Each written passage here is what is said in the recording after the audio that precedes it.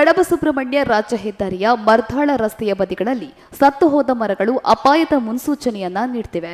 ಕುಕ್ಕೆ ಸುಬ್ರಹ್ಮಣ್ಯ ಕ್ಷೇತ್ರಕ್ಕೆ ಆಗಮಿಸುವ ಭಕ್ತರು ಮರ್ಧಾಳದಿಂದ ನೆಟ್ಟಣ ಮಾರ್ಗವಾಗಿ ಸುಬ್ರಹ್ಮಣ್ಯ ಸೇರ್ತಾರೆ. ಆದರೆ ಈ ರಾಜ್ಯ ಹೆದ್ದಾರಿಯ ಮರ್ಧಾಳ ರಸ್ತೆಯ ಬದಿಗಳಲ್ಲಿ ರಕ್ಷಿತಾರಣ್ಯ ಪ್ರದೇಶಗಳು ಇದ್ದು ಇದರಲ್ಲಿ ವಿವಿಧ ಜಾತಿಯ ಮರಗಳಿವೆ. ಆದರೆ ಸಮಸ್ಯೆ ಇರೋದು ಮರಗಳ ಮಧ್ಯೆ ಇರುವ ಸತ್ತು ಹೋದ ಮರಗಳು ಮಾತ್ರ ಅಪಾಯದ ಮುನ್ಸೂಚನೆಯನ್ನ ನೀಡುತ್ತಿವೆ.